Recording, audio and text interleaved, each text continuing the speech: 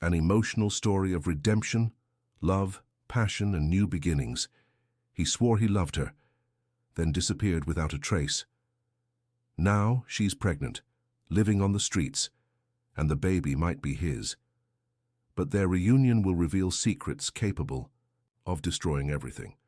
Watch this story to the end, you'll be surprised by it. If you like love stories, romance, subscribe to this channel, leave your comment. We post videos like this every day.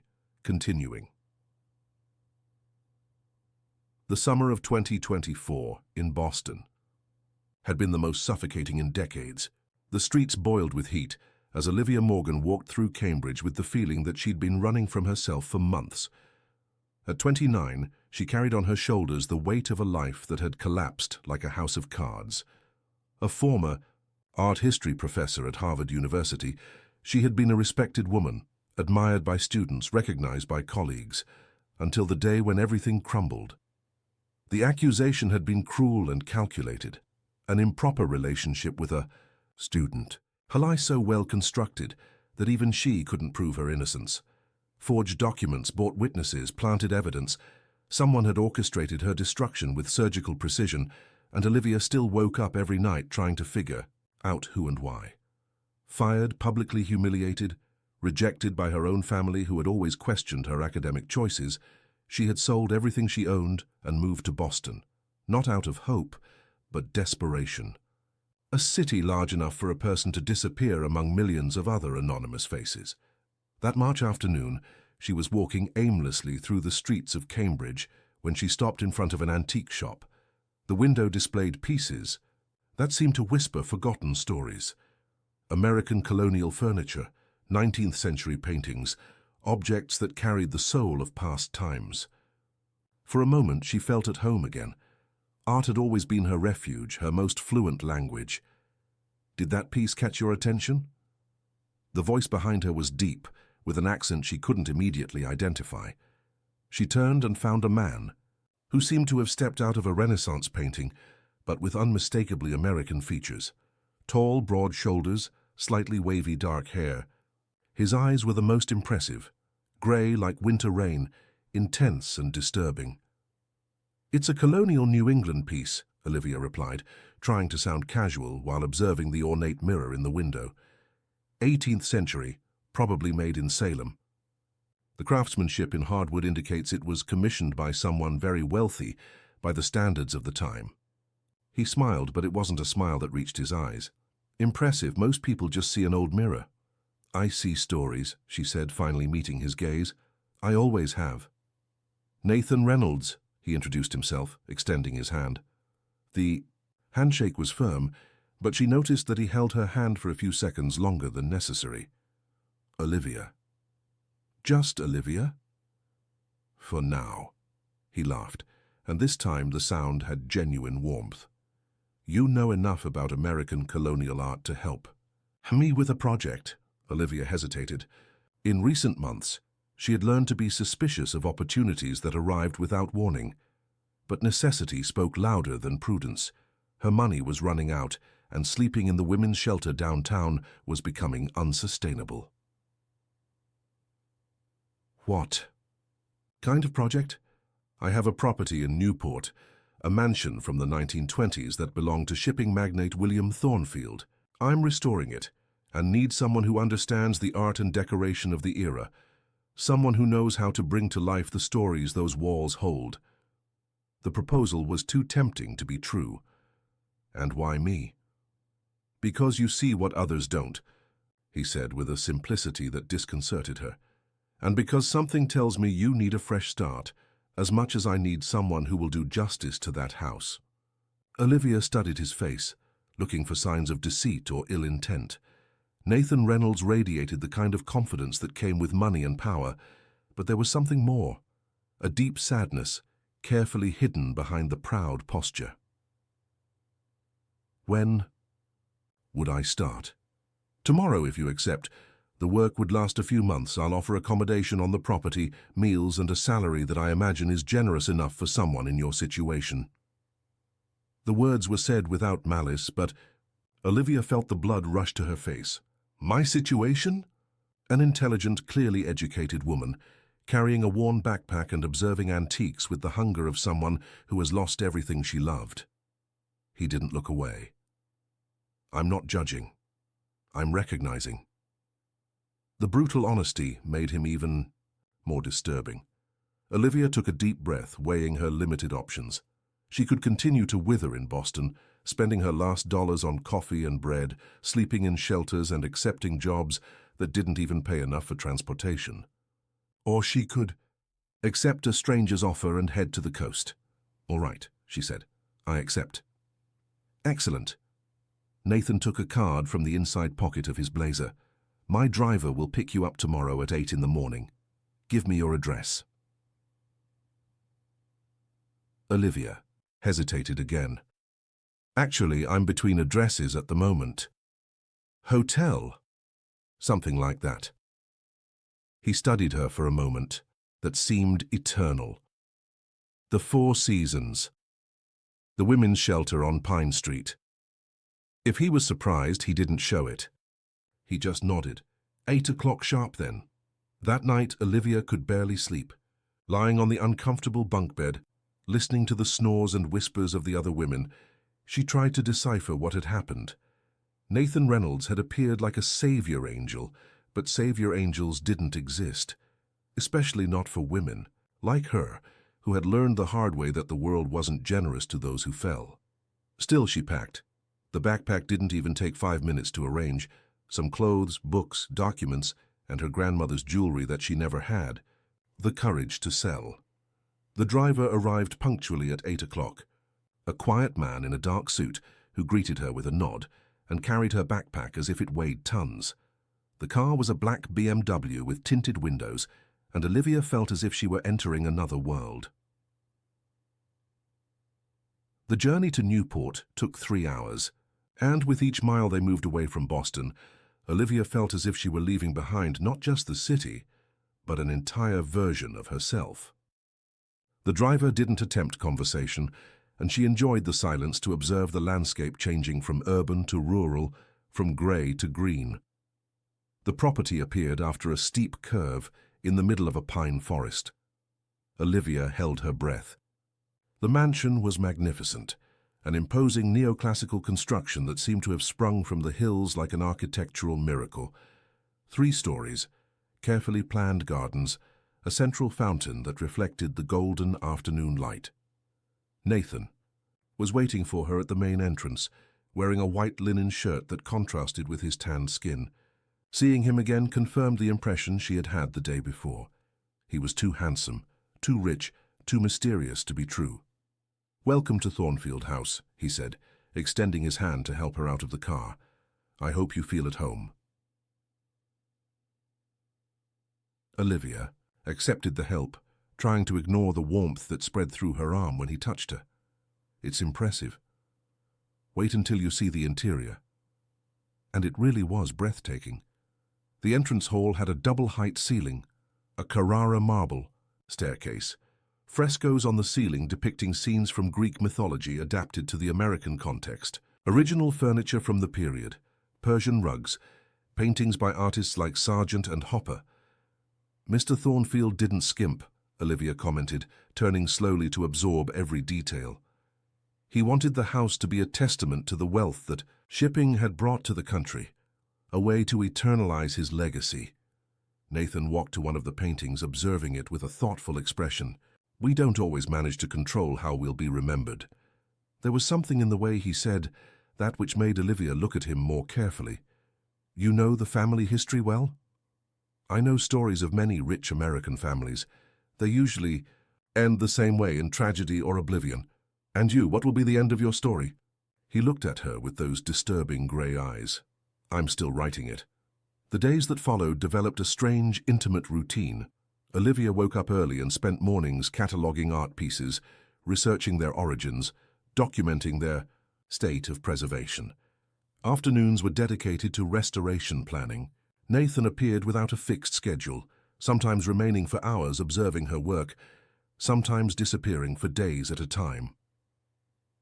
When he was present, the tension in the air became almost palpable. He moved through the house like a feline, always silent, always watching.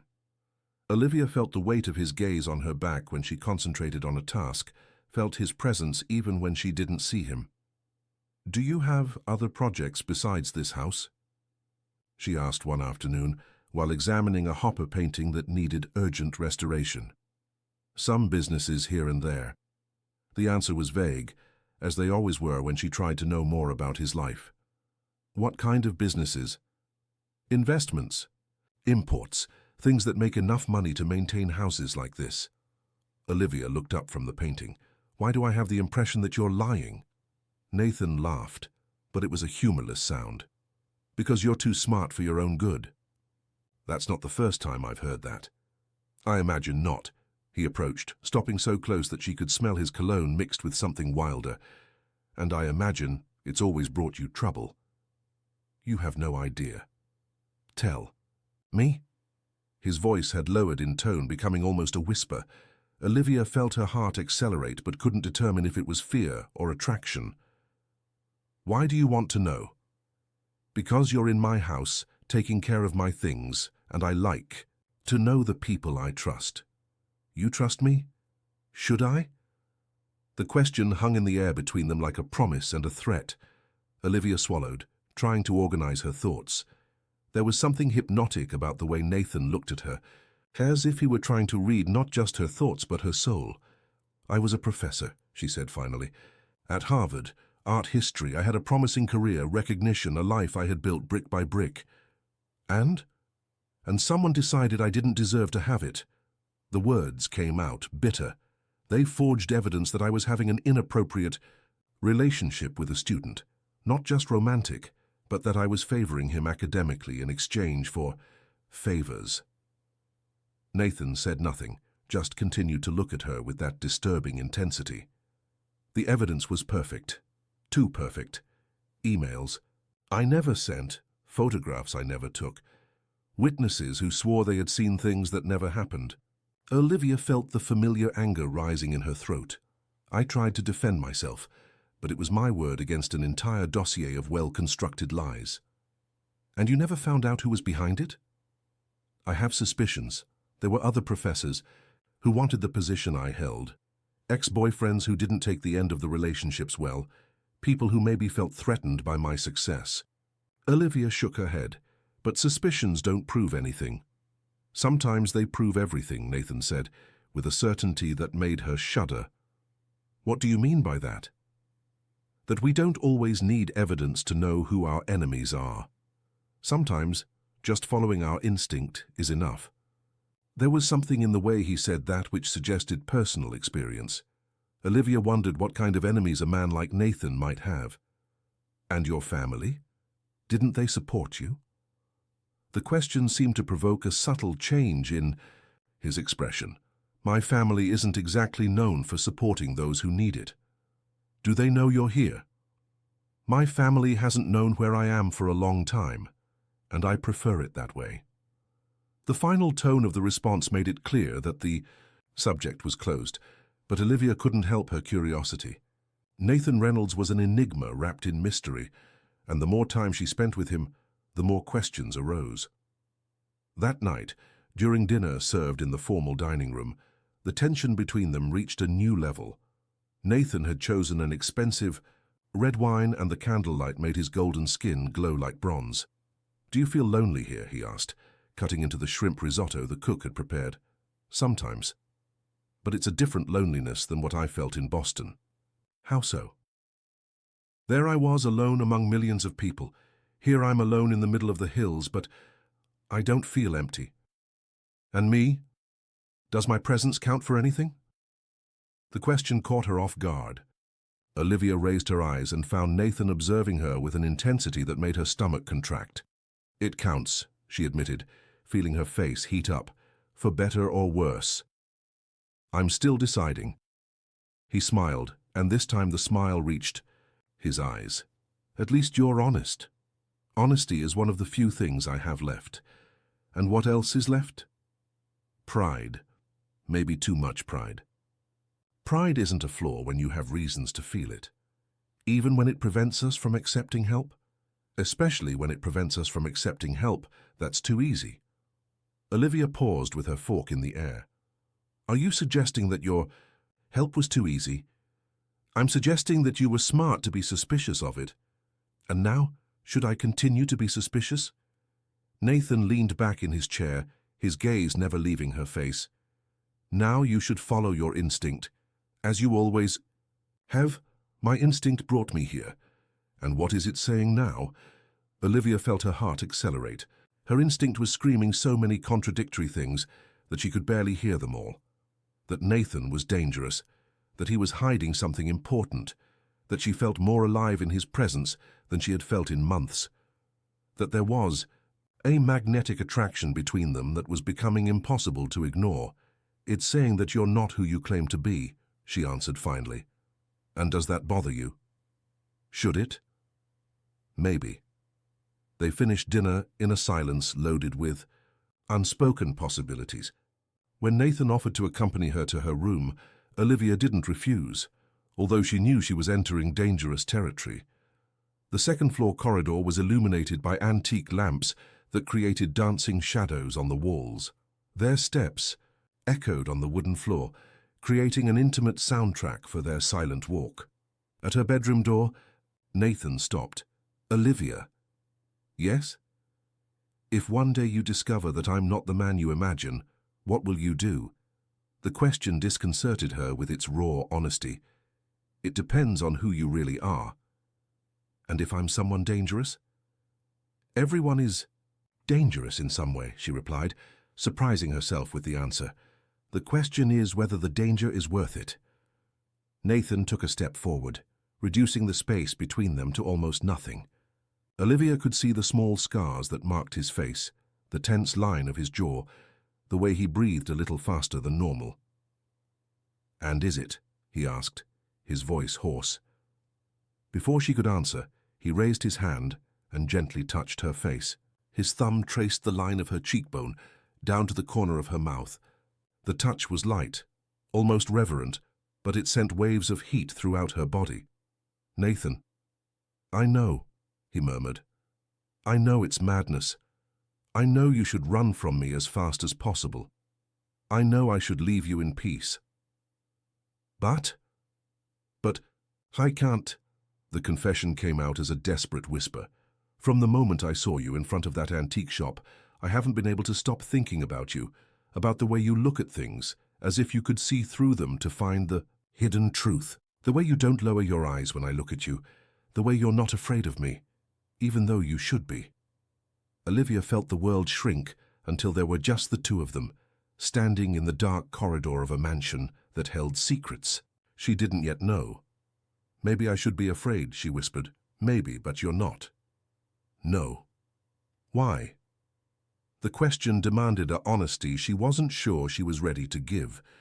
But under Nathan's intense grey gaze, the defenses she had built over the last few months began to crumble. Because you make me remember that I'm still alive, she said. Because when you look at me, I don't see pity or judgment. I see recognition. Recognition. As if you knew exactly what it's like to carry wounds that no one else can see. His thumb traced the outline of her lips, and Olivia found herself leaning into the touch. Olivia, he said again, this time like a prayer. I know it's complicated, she whispered. I know I'll probably regret it. I know you're hiding something. That could hurt me. And even so? Even so. Nathan closed his eyes for a moment, as if he were fighting an internal battle. When he opened them again, he had made a decision. Not tonight, he said, stepping back half a step. Not while you don't know exactly what you're getting into. The rejection hurt more than Olivia had expected. Nathan. Trust me, he interrupted, his voice rough with restraint. I want to, God knows how much I want to. But you deserve to know the truth before making that decision. What truth? The truth about who I am, about why I'm here, about why someone like me shouldn't be touching someone like you. He took a step back, and Olivia felt the cold of the space between them like a physical shock. Good night, Olivia. She watched him walk away down the corridor, his steps echoing until they completely disappeared. Only then did she enter the Room leaned against the closed door and tried to control her accelerated breathing. That night, lying in the bed that had belonged to William Thornfield's daughter, Olivia stayed awake for hours, trying to decipher the man who had invaded her. Life like a storm. Nathan Reynolds was a puzzle with missing pieces, and she had the disturbing impression that some of those pieces could change everything she thought she knew about him. But for the first time in months, she didn't feel like a victim of circumstances. She felt like a woman desired, seen, valued. And if that came with risks, maybe it was a price she was willing to pay. Outside, the coastal wind shook the trees, creating a nocturnal symphony that lulled her into a restless sleep, populated by dreams of grey eyes and unfulfilled promises. The following days brought a subtle but noticeable change in the dynamics between Olivia and Nathan. He didn't disappear as she had feared, but he also didn't approach her again with the same intensity as that night in the corridor. Instead, a careful dance of proximity and distance was established between them, like two magnets that attract and repel each other simultaneously. Olivia immersed herself in work with an almost obsessive dedication, cataloguing each piece of art, each piece of furniture, each detail of the original decoration of Thornfield House. She discovered that the shipping magnate had not only been a successful businessman, but also a compulsive collector. There were rare pieces by American artists from the 19th century, European sculptures, Oriental ceramics, books worth a fortune. He was trying to buy immortality, Nathan commented one morning, finding her in the library surrounded by old books and art catalogues. It seems to have worked in a way. We're still talking about him a century later, but for the right reasons. Nathan picked up one of the books, leafing through the yellowed pages, or just because he had enough money to leave a beautiful trail. Olivia paused in her cataloguing. You talk as if you know people like that. I know many people who confuse legacy with ostentation, including yourself. The question made him look up from the book, meeting her gaze. Especially myself. The raw honesty in the response surprised her. Nathan had become a master of evasive answers, and each moment of transparency seemed like a rare gift. Want to talk about it? No. Want me to stop asking? No. Olivia laughed, shaking her head. You're the most contradictory person I've ever met. You haven't met my family yet. Tell me about them. Nathan closed the book with more force than necessary. My family specializes in destroying everything they touch, including each other. Is that why you're here, running from them? I'm here for many reasons. Some of them have to do with my family, others don't. And what are the others? He observed her for a long moment, and Olivia had the impression that she was being evaluated, as if he were deciding how much of the truth he could share. You, he said finally, you are one of the other reasons. Olivia's heart accelerated, but she forced her voice to remain calm. Me? But you met me just a few weeks ago. I met you then, yes. But I knew about you for a longer time. The revelation fell between them like a stone thrown into still water, creating waves of disturbing implications. What do you mean by that? Nathan got up, walking to the window that overlooked the gardens. Remember when you asked how I knew you were in a difficult situation? How I knew exactly where to find you? You said it was intuition. I lied. Olivia felt a chill run down her spine. How did you know? Because I had you investigated after I discovered what had happened. At the university. Why? Her voice came out higher than she intended. Why would you do that? Nathan turned to face her, and the expression on his face was a mixture of guilt and determination. Because it was my family who orchestrated your destruction. Olivia's world seemed to tilt on its own axis. She grabbed onto the library table, trying to process the words she had just heard. Your family? My father, more specifically, Edward Reynolds. Perhaps you know him by other names, Edward Ravenna, Edward St. James, Edward Severino.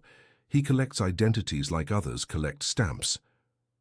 The name Edward Reynolds meant nothing to Olivia, but there was something familiar in the way Nathan pronounced it, as if it carried a weight that went beyond the simple family relationship. And why would your father destroy my career? I didn't even know he existed. Because you were getting dangerously close to a truth that he prefers to keep buried. What truth? Nathan hesitated, running his hand through his hair in a gesture that Olivia had already learned to recognize as a sign of internal agitation. Your doctoral thesis, the research on the trafficking of artworks during World War II and its connections to prominent American families. Olivia felt her blood freeze. Her thesis had been an ambitious project, tracking how artwork looted by the Nazis had reached the United States through networks of merchants and collectors. She had identified several families who possessed pieces of dubious origin, but the research had been interrupted when her life fell apart. My father has an interest in keeping certain historical connections in the past where they belong, Nathan continued. Your research was beginning to ask the right questions about the wrong people, including your family. Especially my family. Olivia sat heavily in the chair, trying to absorb the magnitude of the revelation. So all this, you finding me, bringing me here, this house, was real, Nathan interrupted, coming back near her. My feelings for you are real. What I feel when I'm by your side is real. But yes, initially I was sent to control you. Control me how? Keep you away from the research, seduce you if necessary. Make you forget what you had discovered. The words were like slaps, and Olivia felt tears of anger burning her eyes. And it worked, didn't it? The pathetic, disgraced professor fell in love with the mysterious man who appeared to save her. No, Nathan's voice came out firm.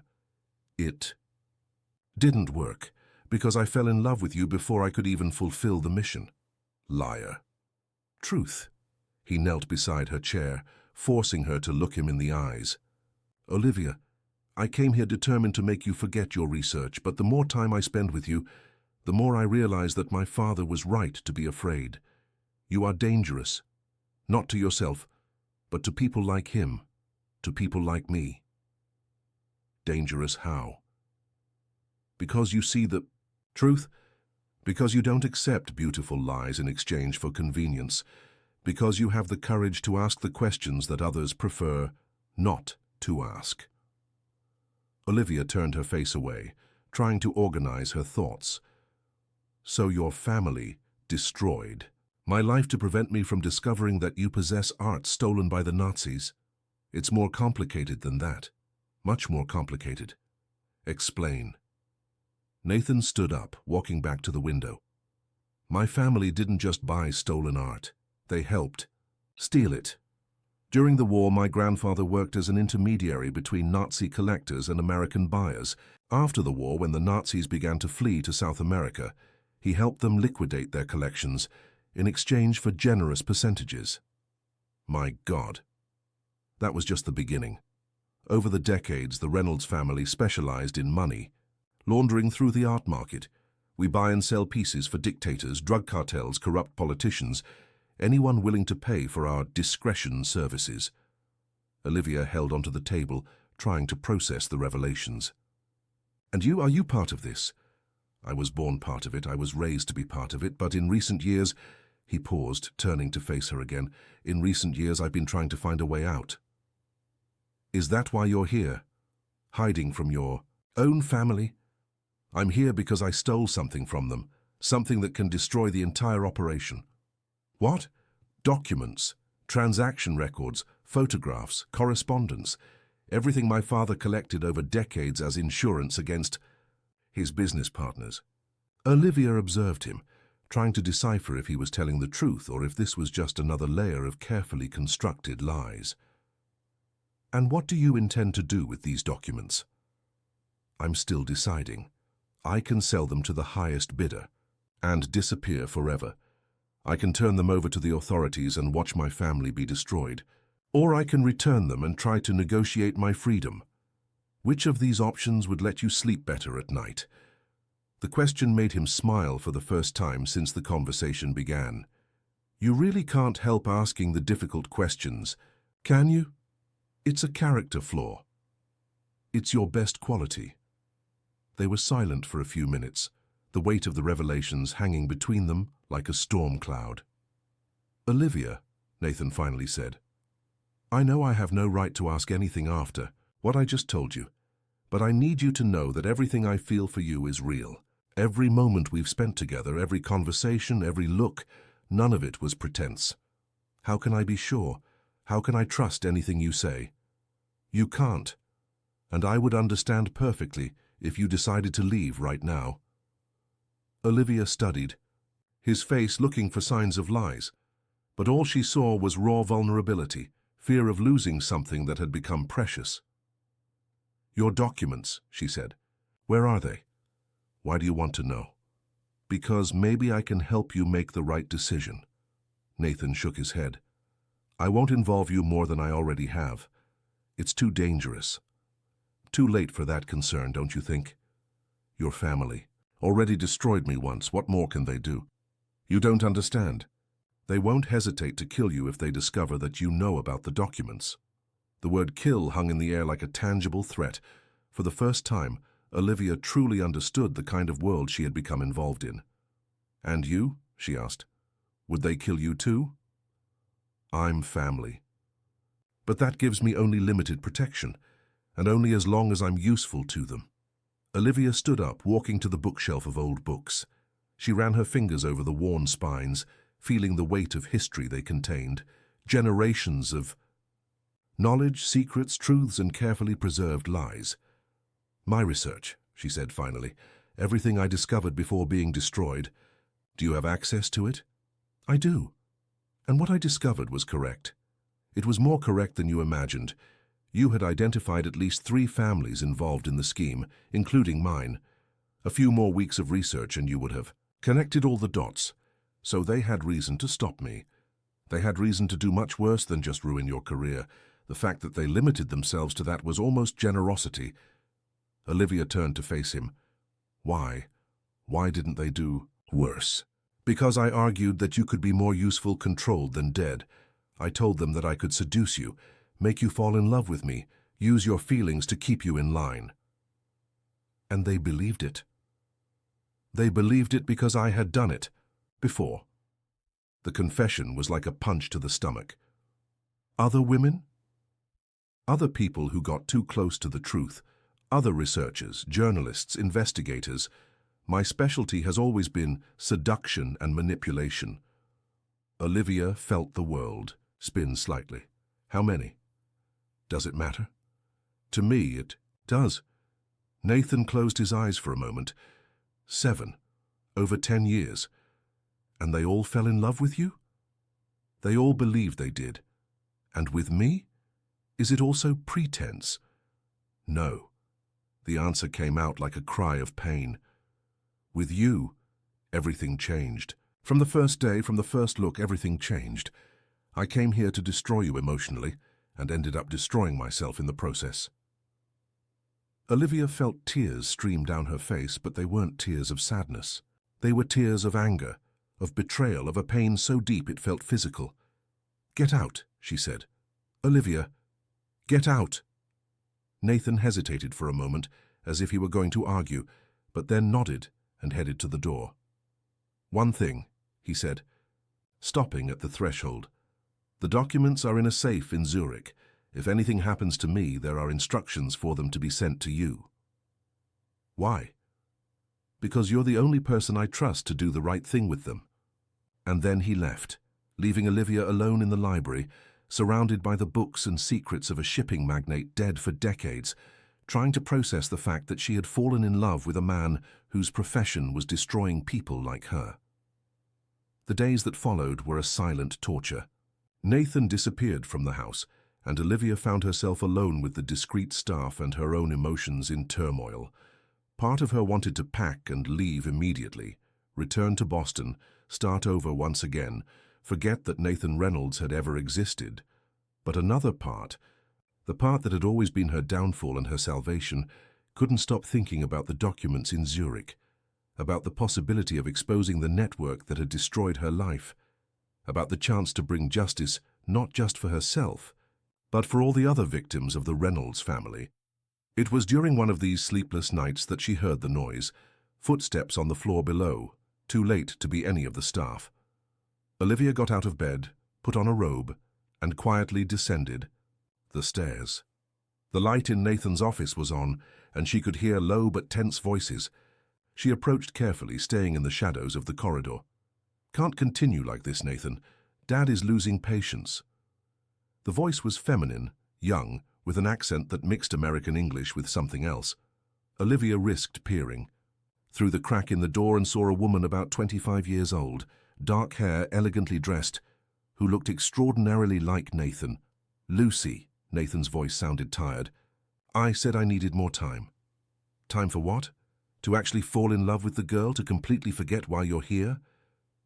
To decide what the right path is.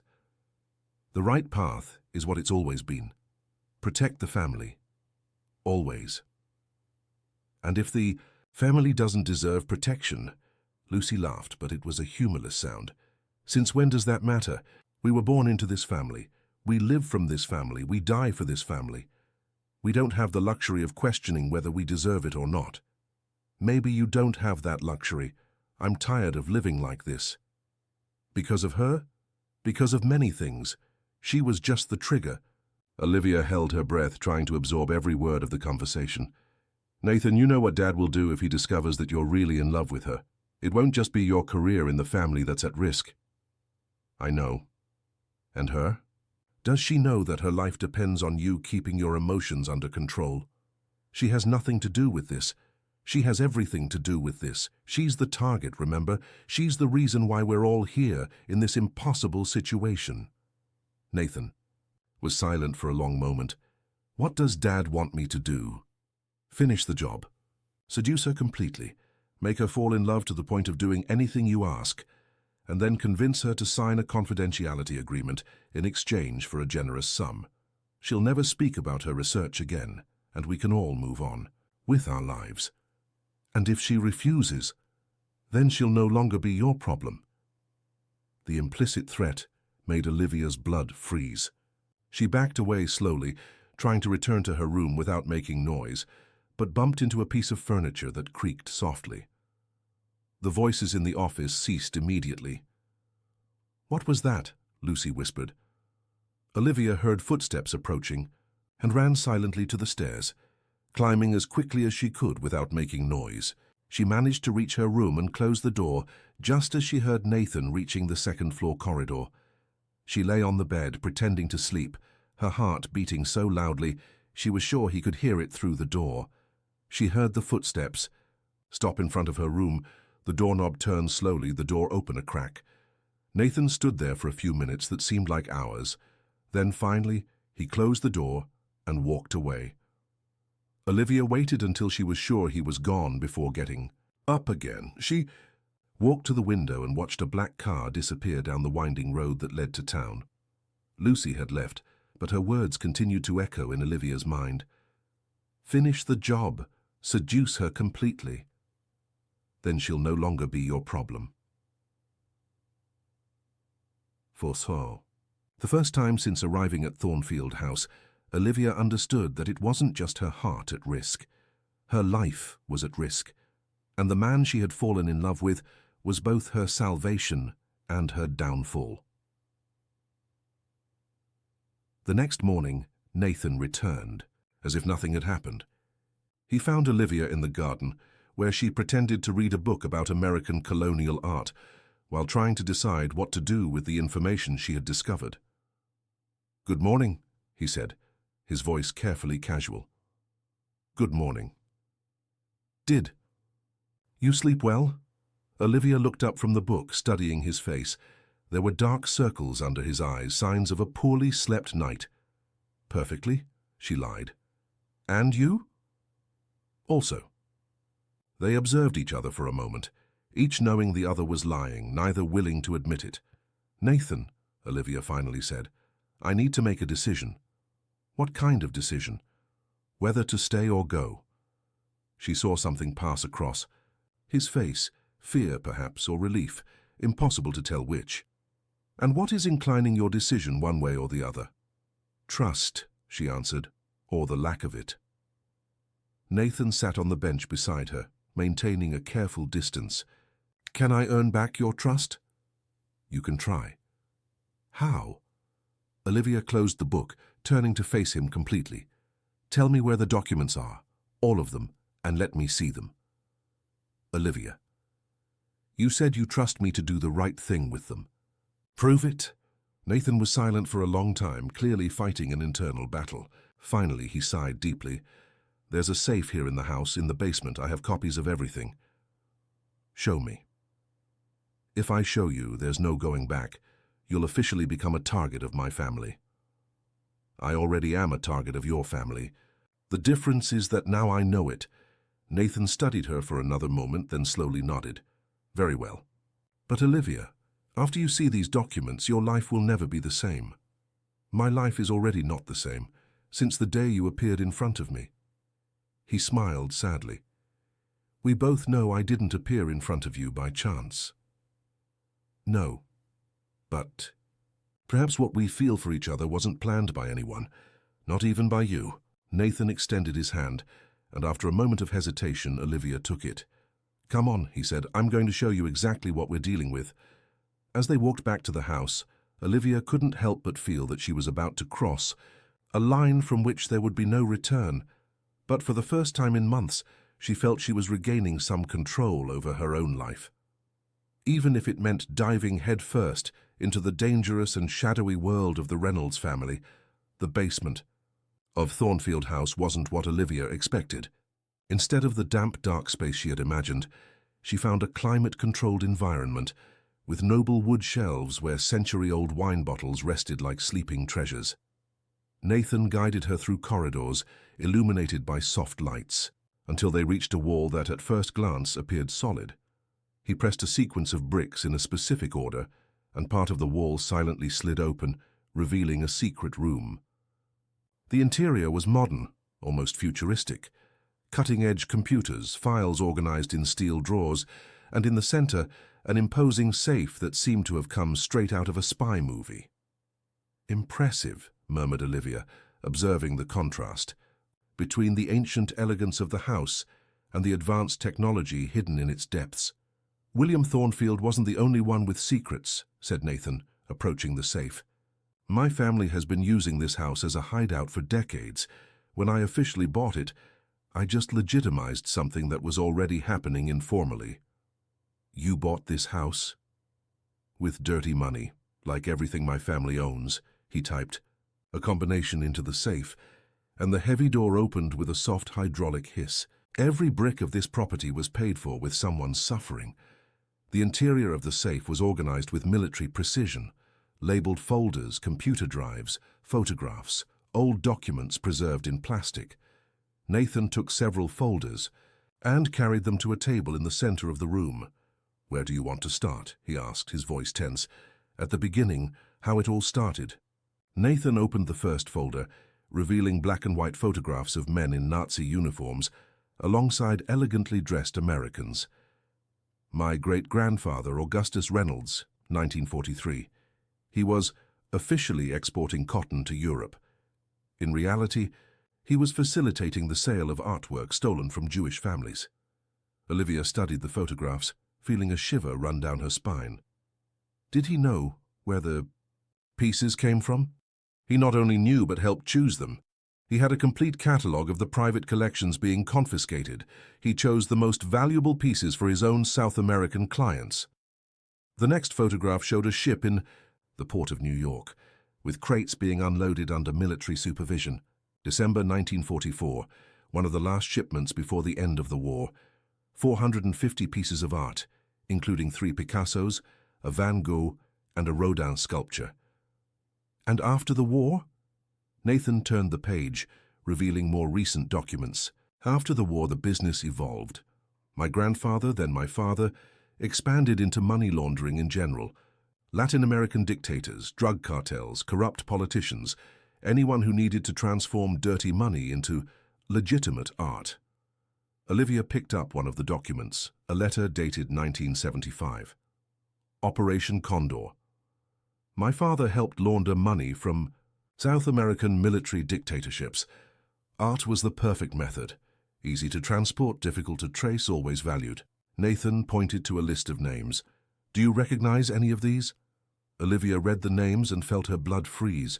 They were prominent American politicians, famous businessmen, families that were still respected in society today. All of them? All of them. And this is just a fraction of the complete list. They spent the next 2 hours examining document after document. Each folder revealed a new layer of corruption, a new network of complicity that extended over decades and crossed borders. Olivia saw records of transactions involving everything from Nazi art to pieces stolen from American museums, from pre-Columbian statuettes looted to medieval manuscripts that had disappeared from European libraries. "My God," she whispered, closing a particularly disturbing folder that documented the sale of art stolen during the Rwandan genocide. "How do you sleep at night?" "Most of us don't," replied Nathan, his voice loaded with bitterness. "Or we learn not to ask questions." "And you? When did you start asking questions?" Nathan leaned back in his chair, running his hands over his face. 5 years ago, when I discovered that my twin sister had tried to leave the family. Lucy? No. Lucy is my younger sister. I'm talking about Isabella, my twin. Olivia frowned. "You never mentioned a twin." "Because officially she's dead. Died in a car accident in 2019. "Officially?" Nathan opened another folder, clearly more personal. Photographs of a woman who was almost identical to him, only with softer, more feminine features. Isabella was always the rebel in the family. Questioned everything, refused to participate in the business, threatened to expose the operation. What happened to her? My father decided she was an unacceptable risk to the family, so he faked her death and has kept her in captivity ever since. The revelation hit Olivia like a punch to the stomach. She's alive. She is, in a private rehabilitation clinic in Switzerland, officially treating drug addiction. In reality, kept sedated and isolated to ensure her silence. And you allowed this? I helped make it happen. The confession came out like a groan of pain. I believed it was to protect her. My father convinced me it was the only alternative to real death. Olivia stood up abruptly, needing to get away from the table and all that evidence of horror. That's why you want to destroy your family. That's why I need to destroy my family. Isabella isn't the only victim. There are other people kept silent by blackmail, threats, or worse. Like me. Like you. Olivia walked to the opposite wall, trying to process everything she had seen and heard. The magnitude of the corruption was staggering, but what disturbed her most was Nathan's active participation in all of it. How many people have you seduced and manipulated over the years? I've already answered that question. No, you told me how many women, but how many people in total? Nathan was silent for a long moment. Dozens. Men, women, young, old, anyone my father considered a threat. And afterwards? What happened? To them after you finished the job. Some signed confidentiality agreements and disappeared with a generous sum. Others weren't so lucky. Define weren't so lucky. Olivia, define it. Some died in accidents, others simply disappeared. Some were committed to psychiatric institutions after conveniently timed nervous breakdowns. Olivia felt nausea rising in her throat. And you participated in all of this. I participated in all of this. Knowing that innocent people were being killed or destroyed. Knowing that. The brutal honesty was almost worse than the lies would have been. Olivia turned to face him, trying to reconcile the man she had fallen in love with the monster he was revealing himself to be. Why are you telling me this? Why not continue lying? Because you deserve to know the truth before deciding if you want to stay with me. Stay with you? Olivia laughed, but it was a humorless sound. You really think there's a staying with you after all this? I hope there is. Based on what? Nathan stood up, approaching cautiously. Based on the fact that you're the first person who makes me want to be different from what I've always been. Based on the fact that for the first time in my life, I prefer to tell the truth rather than construct a beautiful lie. That's not enough. I know. But it's a beginning. Olivia observed him approach, fighting against the magnetic attraction. She still felt for him despite everything she had discovered. "Nathan, I love you," he said simply. "I know I have no right to say that. I know it's probably the most selfish thing I can do at this moment, but I love you, and for the first time in my life, that feeling is real. How can I believe you? How can I believe anything you say?" "Because I'll prove it." He stopped her. Few inches from her without touching her, but close enough for her to feel the heat of his body. "I'll use these documents to destroy my family. I'll expose everything, even knowing they'll probably kill me for it." "And Isabella? Your sister? I'll free her, even if it means never having a normal life again. For me? For you. For her. For all the people my family has destroyed over the years." He raised his hand, almost touching her face, but stopping at the last moment. "And because I can no longer live with myself, knowing all this." Olivia closed her eyes, feeling tears stream down her face. Part of her wanted to believe, wanted to throw herself into his arms and pretend that love could erase all the atrocities he had committed. But the rational part, the part that had survived the destruction of her career and the rebuilding of her life, knew it wasn't that simple. "I need time," she said finally. "How much time?" "I don't know. Time to process all this. Time to decide if I can trust you again. Time to discover if what I feel for you is real or just Stockholm Syndrome." Nathan nodded, stepping back half a step. "I understand. And I need to get out. Of here. To where? I don't know, maybe Boston, maybe somewhere else entirely, but I can't stay here while I make this decision. It's dangerous. If my family discovers that you've seen these documents, then you'll have to ensure they don't discover it." They observed each other for a long moment, the weight of all the revelations hanging between them like a storm cloud. "Olivia," Nathan finally said, "if you leave, I'll understand. But before you do, there's something else I need to show you." "What?" He returned to the safe and removed a smaller folder, clearly more recent than the others. "Your research, all of it." Olivia took the folder, opening it with trembling hands. Inside were copies of all her files, notes, drafts of the thesis she never finished. But there was also new material, documents she had never seen, connections she had never made, evidence that would have made her research devastatingly complete. "How?" "I've spent the last 6 months completing your research, using my family's resources against themselves. Everything you suspected was correct, and there was much more that you hadn't yet discovered."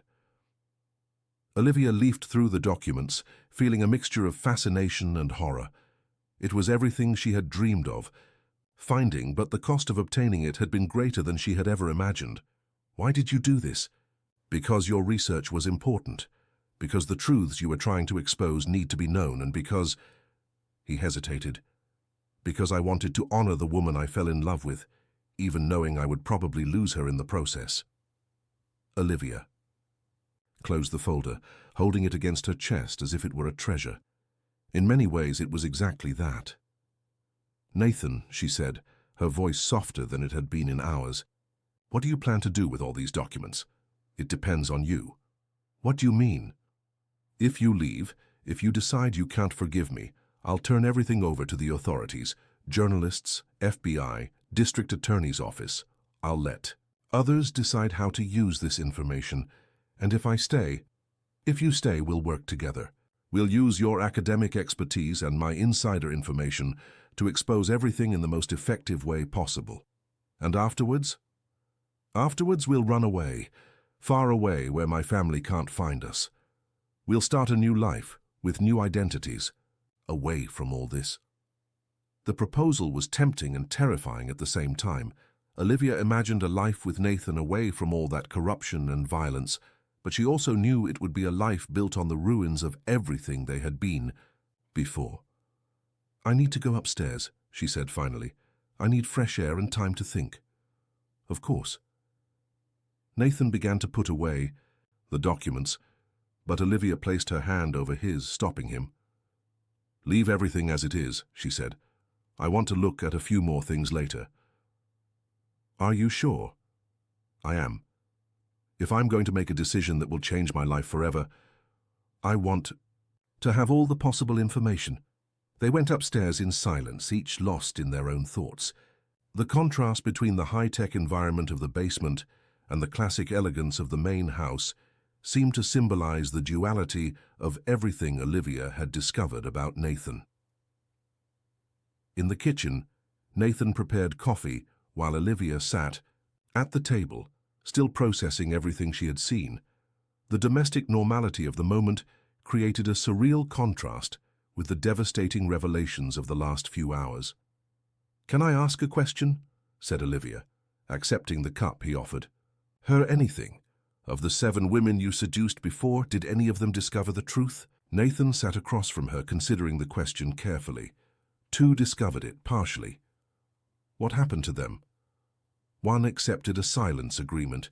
She received enough money to disappear and was never seen again. The other refused to stay silent. She threatened to expose everything. Olivia felt her heart accelerate. And she had an accident 2 weeks later. Olivia's blood froze. "Did you kill her?" "Not directly, but it was my fault that she died." "How?" "Because I loved her, or thought I loved her. And when she discovered the truth, I couldn't convince her to stay quiet. My family realized I had become emotionally compromised, that I wouldn't be able to finish the job. So they finished it for me." Olivia placed the cup on the table with trembling hands. What was her name? Anne Caroline. She was an investigative journalist. She was researching connections between stolen art and money laundering in America. "And you fell in love with her?" "I thought I had fallen in love. But now I know it wasn't real love. It was obsession, possessiveness, the desire to possess, someone who challenged me." "What's the difference between what you felt for her and what you feel for me?" Nathan observed her for a long moment, as if he were trying to find the right words. "With Anne Caroline, I wanted to change her. I wanted her to stop asking questions, to accept the lies I offered, to be content with just being mine. With you," he paused, "with you, I want to change. I want to become someone worthy of your love, even knowing it might be too late. And if it is too late, then at least I'll die, knowing I did the right thing at least once in my life." They drank their coffee in silence, each lost in their own thoughts. Outside, the sun was beginning to set behind the hills, painting the sky with shades of orange and pink that contrasted with the darkness that had settled between them. "Nathan," Olivia said finally, "if I decide to leave, will you really turn the documents over to the authorities?" "Yes." "Even knowing that it means your death?" "Especially knowing that." "Why?" "Because if I can't have you, at least I can make my life mean something. I can make all the people my family destroyed get justice." Olivia stood up, walking to the window that overlooked the gardens. "And Isabella? How do you plan to free her?" "I'm still working on the details, but I have contacts in Switzerland. People who owe me favors. I can get her out of there." "And afterwards?" "Afterwards, she'll be free to make her own choices. Testify against the family, disappear, start a new life, whatever she wants." Olivia turned to face him. "And if she doesn't want to be freed? If she's so broken by what your family did that she prefers to stay where she is?" The question clearly hit Nathan like a stab. "Then I'll respect her choice, but at least she'll have a choice. Like I have now. Like you have now." They observed each other across the kitchen, illuminated by the golden light of evening, the weight of unspoken possibilities filling the space between them. "I need to go out," Olivia said abruptly. "I need to walk, think, feel the fresh air." "Do you want me to go?" "No, I need to be alone for a while." Nathan nodded, but she could see the concern in his eyes. "Don't go too far from the house, and if you see anything strange, anyone who shouldn't be here—" "I know. I'll be back in an hour." Olivia grabbed a coat and went out through the gardens, breathing deeply the clean air of the coast. She walked without destination through the carefully planned paths, passing ornamental fountains and flower beds that seemed to belong to a much simpler world than the one in which she had found herself. When she reached the edge of the property, where a low stone fence separated the gardens from the wild forest, she sat down and tried to organize her thoughts. In recent days, her life had transformed into something she didn't recognize. The woman who had arrived in Newport looking for a fresh start had become someone who possessed information that could destroy one of the oldest and most powerful corruption networks in the country, and she was in love with a man who had dedicated his life to destroying people like her. The sound of footsteps on the grass made her turn. Nathan was approaching slowly, his hands in his pockets, his expression cautious. "I thought you said to stay alone," she said, but with no irritation in her voice. "I couldn't.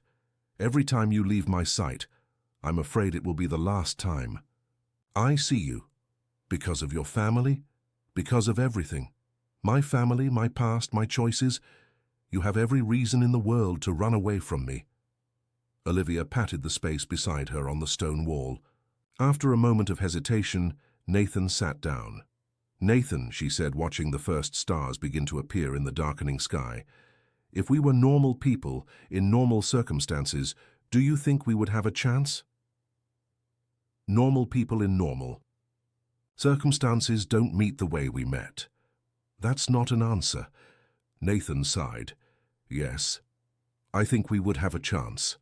I think you are the most extraordinary person I've ever met, and I think I could spend the rest of my life trying to deserve your love. But we're not normal people in normal circumstances. No, we're two wounded people trying to find a path through the darkness." They were silent for a few minutes, watching the city lights twinkle in the valley below. "Olivia," Nathan finally said, "there's something I need to tell you, something I discovered today." The tone of voice made her stomach contract. "What?" "My family knows where you are." The world seemed to stop. "How?" "Lucy. Last night, when she was here, she brought orders from my father." "What kind of orders?" "To finish the mission, one way or another." Olivia stood up abruptly, her heart racing. "They're going to kill me. I won't let that happen." "How will you prevent it? You yourself said they don't hesitate to eliminate people who represent a threat." Nathan stood up too, taking her hands. "Because I'm going to leave here with you. Tonight, now." "Where to?" "Far away. Europe, maybe. Or somewhere in the West Coast. Places where I have contacts who can help us disappear." Olivia looked at him, trying to read his intentions. "And the documents?" "We'll take them with us, use them as bargaining chips if necessary, or as evidence if we decide to expose everything." "Nathan, if we run away together tonight, there's no going back. Your family will never stop looking for us." "I know. And you're willing to give up everything, your identity, your life, your family, but for me, I've already given up everything for you, from the moment I decided to tell you the truth." Olivia studied his face in the faint starlight, looking for signs of lies or manipulation, but all she saw was determination and something she almost dared to call true love. "And if I say no? If I decide to face your family alone? Then I'll die trying to protect you." "That's very dramatic." "It's very real." Olivia took a deep breath, feeling that she was about to make the most important decision of her life. She could go back to the life she had known, accept that some truths would never be exposed, try to rebuild her career away from Nathan and his dangerous family. Or she could leap into the abyss with a man who had destroyed her life before saving it, trusting that love could be stronger than all the lies and betrayals that had brought them to this point. "If we go," she said finally, "I want to stop in Switzerland first." "For what?" "To free Isabella. If we're going to destroy your family, she deserves a chance to help us." Nathan smiled for the first time in hours, and this time the smile reached his eyes. "Does this mean you're coming with me?" "It means I can't let you do this alone, even if it's probably the stupidest decision of my life." "It probably is." "It definitely is." He leaned in and kissed her gently and carefully, as if she were made of crystal.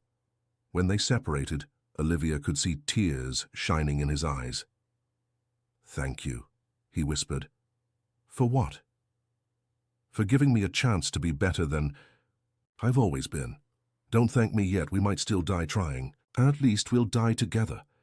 They returned to the house hand in hand, each knowing that the next few hours would determine whether they would have a future together or whether this would be their last night alive.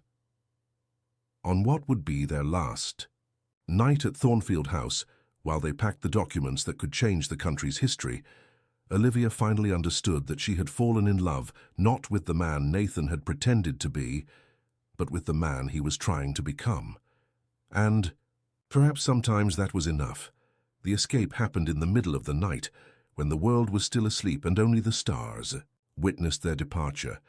Nathan had planned everything with military precision: alternative routes, fake documents, contacts in Europe who wouldn't ask questions. They left Thornfield House like ghosts, taking only a small suitcase and 2 folders of documents that could change the fate of dozens of powerful families. The flight to Zurich was tense and silent.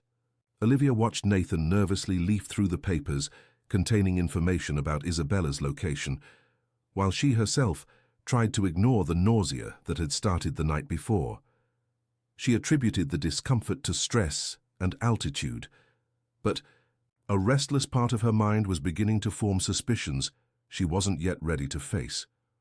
"The clinic is in the Alps," Nathan murmured, showing her an aerial photograph of an elegant complex nestled between snowy peaks. "Officially, it's a rehabilitation center for wealthy people with addictions. In reality, it's a golden prison for those who know too much." "How many people does your family keep there?" "I don't know for certain. At least 5 that I know of, including Isabella. Maybe more." Olivia studied the photograph, noting the high fences discreetly camouflaged by the landscape, the observation towers disguised as tourist viewpoints. "How are we going to get her out of there?" "I have a contact inside the clinic. Dr. Heinrich. Müller, he owes favors to my father, but also hates what he's forced to do." Nathan put away the papers, leaning back in his seat. "He'll help if the price is right." "What kind of price?" "Evidence against my father that will free him from any future culpability, a way for him to protect himself when everything comes to light."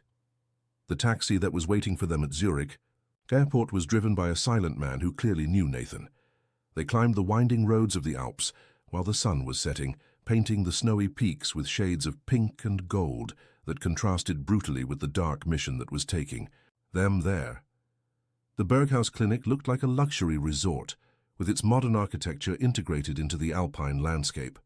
Only trained eyes could notice the details that revealed it as something very different. Windows that didn't open completely, gardens without gardening tools, staff who moved with the discipline of military guards. Dr. Müller received them in his private office, a middle-aged man with tired eyes and hands that trembled slightly. He spoke English with a heavy German accent, the result of years working for American clients. "Mr. Reynolds," he said, avoiding looking directly at Nathan, "I didn't expect to see you here." "I've come for my sister." "That's not possible." "The orders were very clear." "The orders have changed." Nathan placed a folder on the desk. "Inside this folder are documents that prove you were forced to participate in this operation against your will, that my father blackmailed you using information about your own financial indiscretions." Muller opened the folder with trembling hands, reading quickly, his face progressively paled. "How did you get this?"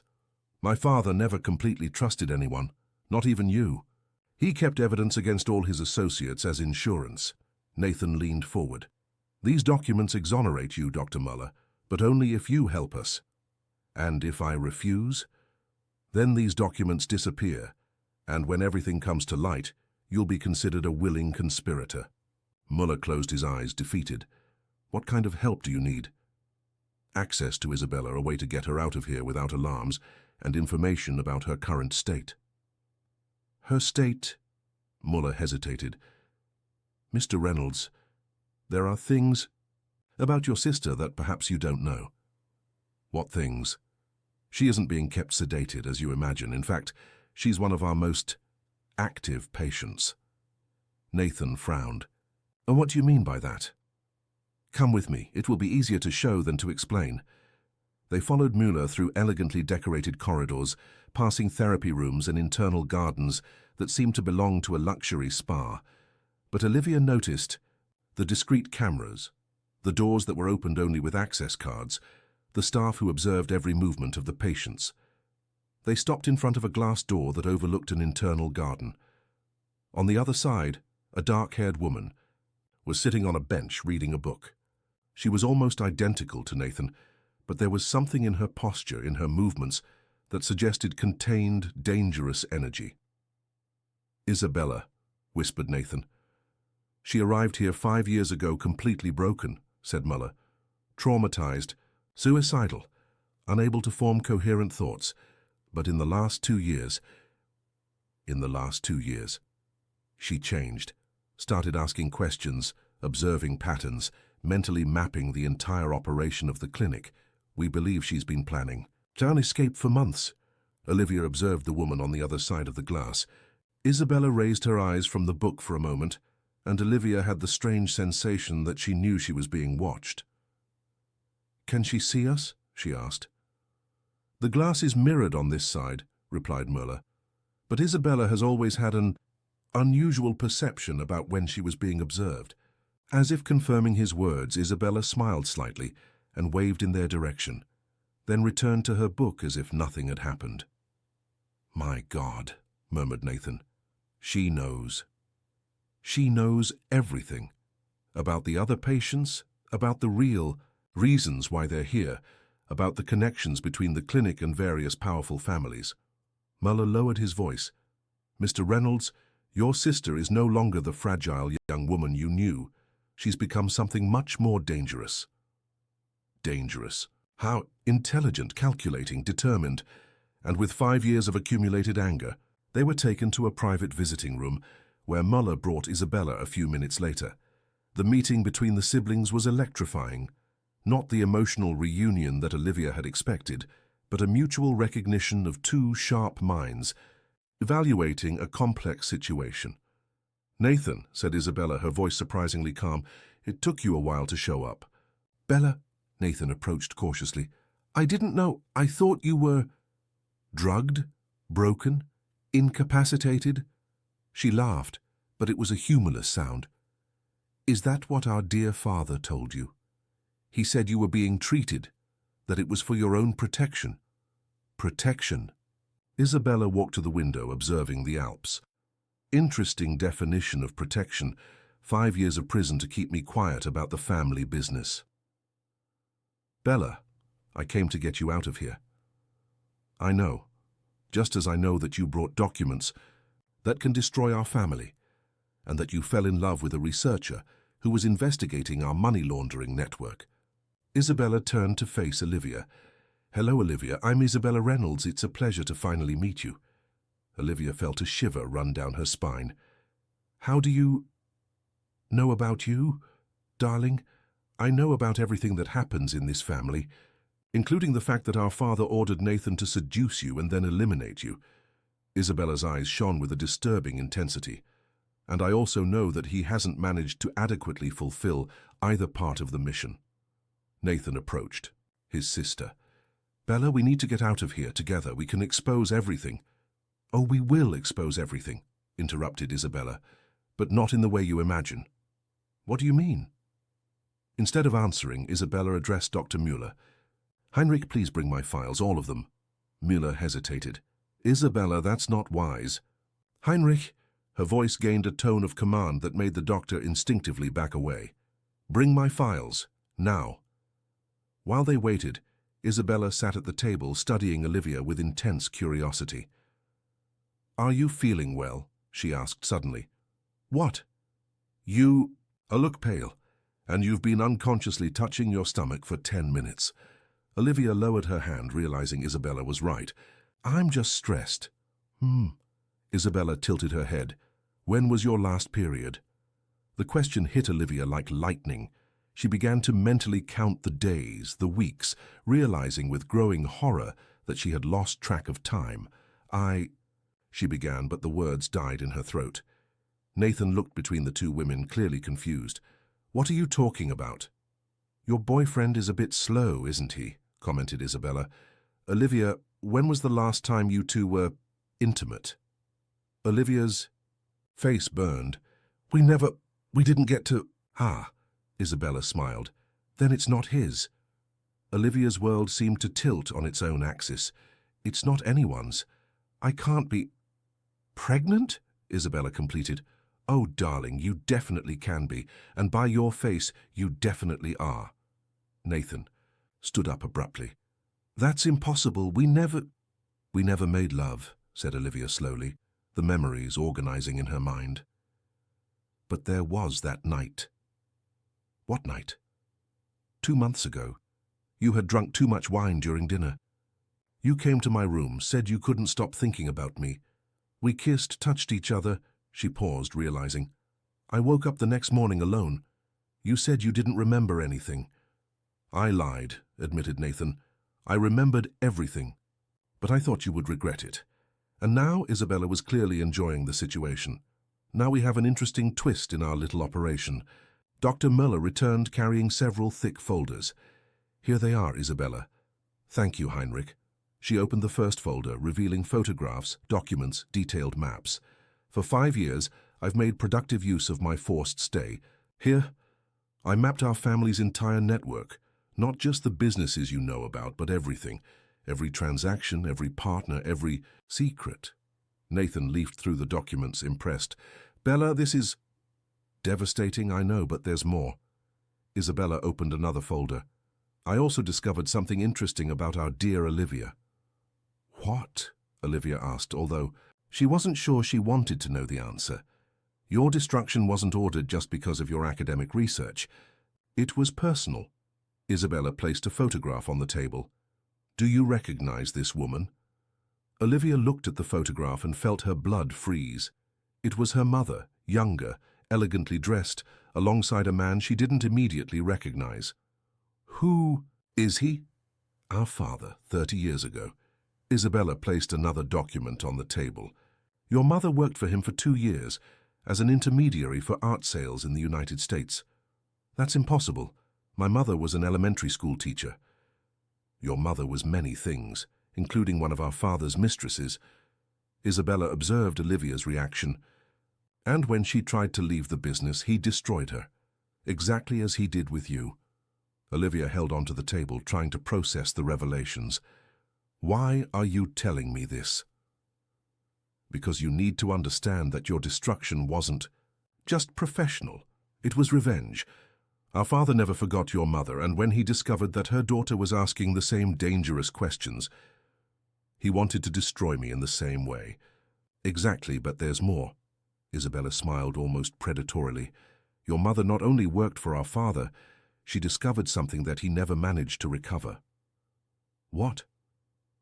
A ledger book containing details of every transaction, every partner, every crime our family committed between 1985 and 1995, including evidence of 3 murders. Nathan sat down heavily. My mother also died in 1995. It wasn't suicide, as you've always believed, said Isabella. It was murder, because she had discovered about the book and threatened to expose everything. The silence that followed was broken only by the sound of everyone's heavy breathing in the room. Olivia felt nausea rising in her throat, but this time she knew it wasn't just because of the pregnancy. Where is this book? Nathan finally asked. That's the $100 million question, said Isabella. Nobody knows. Your mother hid it. Too well. But you have a theory, said Olivia, reading Isabella's expression. I do, and I think you can help confirm it. How? How old were you when your mother died? 8. And did she leave anything for you? Any inheritance, any personal object? Olivia thought for a moment. Just some jewelry and some books. What kind of books? Art books. Art history mostly. Some very old, some rare. Isabella and Nathan exchanged looks. Where are these books now? Asked Nathan. In Boston, in a self-storage unit. I couldn't bring them when I moved to Newport. Olivia, said Isabella slowly, I think your mother hid the ledger among the books she left for you. That's crazy. It's genius. Who would look for criminal evidence in a collection of art books left to a child? Olivia felt the world spin. Slightly. If this is true, we have enough evidence to completely destroy our family, and to avenge both your mother and mine. And the baby? Nathan suddenly asked. "Where does that leave the baby?" Isabella smiled. "Ah, yes, the baby. There's something about that too." "What?" Olivia and Nathan asked simultaneously.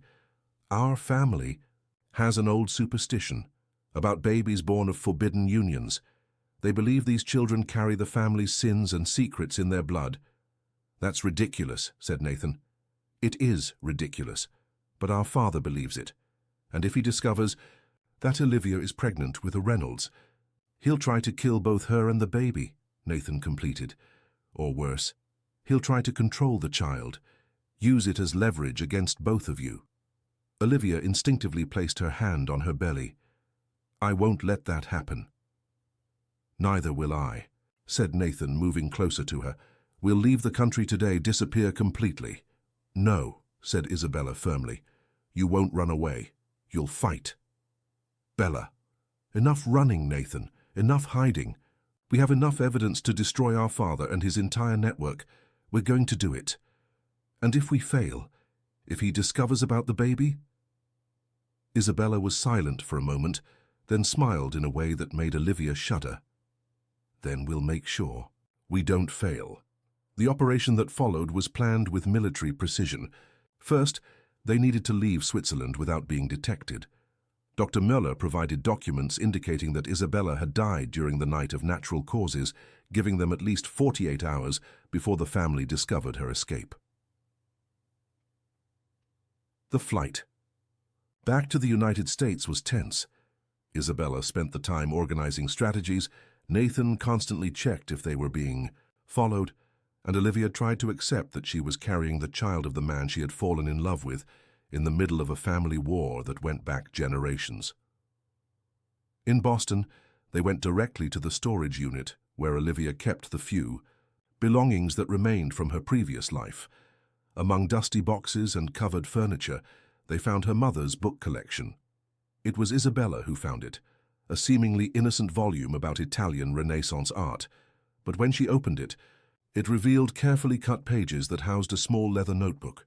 "My God," whispered Olivia, leafing through the pages covered with her mother's handwriting. "It's all here. Every transaction, every crime, every death," confirmed Nathan, reading over her shoulder. "This is enough to send my father to prison for the rest of his life." "If we can get it to the right authorities," said Isabella. "And are we sure we want to do this?" asked Olivia. "Once we hand over this evidence, there's no going back." "There's no going back anyway," replied Nathan. "My father will never stop hunting us. Our only chance is to destroy him first." "And afterwards?" "Afterwards," Nathan took Olivia's hand. "Afterwards, we raise our child far away from all this darkness. Our child will be a Reynolds," said Olivia slowly. "We'll always carry that name, that heritage." "No," said Isabella. "We'll be a different Reynolds, the first Reynolds to grow up free from the family's crimes." That night, in the safe apartment that Isabella had arranged through her own contacts, they finalized their plans. The documents would be delivered simultaneously to the FBI, the district attorney's office, and 3 different investigative journalists. Impossible to suppress all sources at the same time. But when dawn broke, they discovered that Edward Reynolds had anticipated them. The apartment was surrounded. "My dear children," Edward's voice echoed through a loudspeaker. "How about we talk civilly?" Nathan carefully approached the window. He counted at least 12 armed men strategically positioned around the building. "Dad knows we're here," he said. "How?" asked Olivia. "Because I told him," replied Isabella calmly. Nathan and Olivia turned to face her, shocked. "You did what?" "I told him where we were, and that we had the documents." Isabella smiled. "You still don't understand, do you? This was never a rescue operation, it was a trap. Bella, for 5 years I planned my revenge, not just against Dad, but against you too, Nathan. You handed me over to him. You helped lock me in that clinic." Olivia felt the world spin. "You betrayed us, but I used you, just like our family uses everyone." Isabella headed to the door. "But don't worry, you still have an important role in my plan." "What role?" "You'll die as martyrs, and I'll use your deaths to destroy our family in a much more spectacular way. than any document could achieve. Nathan moved to block the door, but Isabella had already drawn a gun. "I'm sorry, brother, but some revenge is worth more than family love." That's when Olivia realized something that Isabella had underestimated. During the weeks at Thornfield House, Nathan had changed. The man who had spent years manipulating and destroying people had transformed into someone willing to die for love. "Bella," he said calmly, "you're making a mistake." "What mistake?" "You're assuming we're the only people who know about the documents." "What do you mean?" Nathan smiled. "Before we left the United States, I made copies of everything, and I left instructions with 3 different people. If anything happened to us, the documents would be automatically released." "You're lying." "I'm telling the truth. For the first time in a very long time, I'm telling the truth." Isabella hesitated, the certainty in her eyes wavering. "And more," continued Nathan, "one of those people is Olivia herself. If you kill us, you lose the only person who can confirm the authenticity of your mother's ledger book." "I can confirm it myself." "No, you didn't know Olivia's mother. You don't know how she thought, how she wrote, how she hid information. Only Olivia can completely decode what's in that notebook." Olivia understood what Nathan was doing and decided to go all. "Tell he's right," she said. "There are parts of the notebook that only I can interpret. Codes that my mother taught me when I was a child." "That's a lie. It's the truth, and you know it, or you wouldn't have brought us this far." Outside, Edward's voice sounded again. "Children, you have 2 minutes to come out peacefully, or we're coming in by force." Isabella lowered the gun slightly, clearly torn between her revenge plan and the realization that she needed them alive. "What do you propose?" she finally asked. "A real alliance," said Nathan. "No pretense, no manipulation. The 3 of us against him. And afterwards? Afterwards, each goes their own way. You'll have your revenge, we'll have our freedom." Isabella considered for a long moment, then nodded. "Very well. But if you betray me—" "We won't betray you," said Olivia, "because I finally understood something." "What?" "The 3 of us are the only people in the world who truly understand what it's like to be victims of the Reynolds family. That makes us natural allies." Isabella smiled, but this time it was a genuine smile. "Very well. Let's show our dear father what happens when you underestimate your own victims." The final confrontation happened on the ground floor of the building. Edward Reynolds was waiting with his henchman, an elegant 60-year-old man who radiated power and cruelty in equal measure. "Isabella," he said, opening his arms as if to embrace a dear daughter, 5 years is a long time. Not long enough to forget what you did to me. I did what was necessary to protect the family. You locked me up like an animal. I kept you safe." It was Nathan who interrupted the toxic family reunion. "Enough," he said, placing himself between his father and the women. "It's over, Dad. We know everything." "Know what exactly?" "About the murders, about the money laundering, about the corruption network you've built over decades." Nathan placed a folder on a nearby table, "and we have proof of everything." Edward looked at the folder, then at his children. "You really think you can blackmail me?" "We're not trying to blackmail you," said Olivia, approaching. "We're giving you a chance to confess before we make this public." "And who are you to—" "Give me chances, dear. The daughter of the woman who tried to steal from me. I'm the woman carrying your grandson." The revelation fell like a bomb in the already tense environment. Edward stepped back half a pace, his eyes going from Olivia to Nathan. "Impossible." "Very possible," said Nathan. "And if you try to hurt us, you'll be killing the next generation of the family. The son of a traitor will never be a Reynolds." "He'll be the only innocent Reynolds," replied Isabella, "the only hope for redemption for our name." Edward was silent for a long moment, clearly calculating his options. Finally he smiled, a cold, calculating smile that made everyone instinctively step back. "You're making a fatal mistake," he said. "You assume I care about redemption." It was then that Olivia understood that there had never been a peaceful way to end this. Men like Edward Reynolds didn't negotiate, didn't surrender, didn't acknowledge defeat. They just destroyed everything around them when they realized they couldn't win. Kill them all, Edward ordered his henchmen, but Isabella had anticipated that too. Now, she shouted. The ground floor windows exploded simultaneously as FBI elite snipers invaded the building. The operation had been planned down to the smallest detail. Isabella had really spent 5 years organizing not just her escape, but her father's complete downfall. In the confusion that followed, with shots, screams, and smoke filling the environment, Olivia found herself protected by Nathan, while Isabella calmly handed evidence to federal agents. "It's over," Nathan whispered, in her ear. "It's finally over." Edward Reynolds was arrested along with 12 associates. In the months that followed, the corruption network he had built collapsed like a house of cards.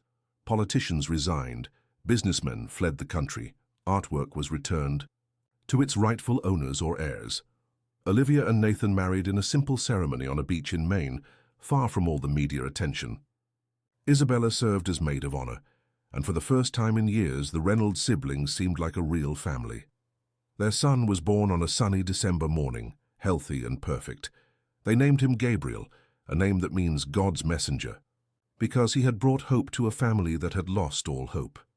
"He will never know about the family's crimes," said Olivia, cradling the baby while they watched the sunset from the porch of their new home. "He'll know about our mistakes," corrected Nathan, "but he'll also know about our redemption." "And about love," added Isabella, who had decided to stay close to help raise her nephew. "Especially about love."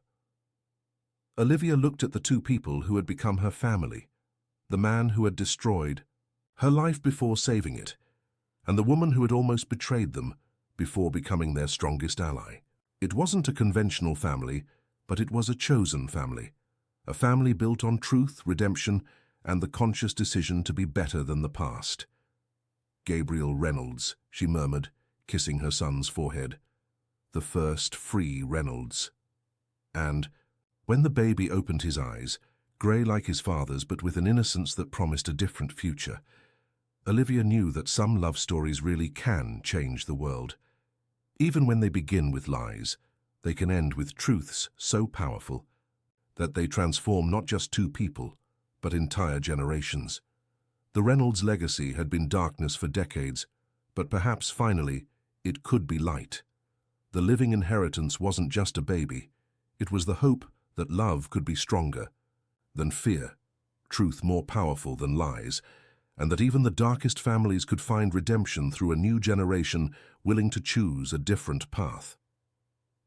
And when Gabriel gave his first smile, Olivia knew that all the pain, all the betrayal, all the battles had been worth it. Because sometimes, to create something truly beautiful, first you must destroy everything that's rotten. They had destroyed an empire of corruption, and in its place they had built a family based on love. It was an ending that none of them had foreseen when it all began, but it was the ending that they all deserved.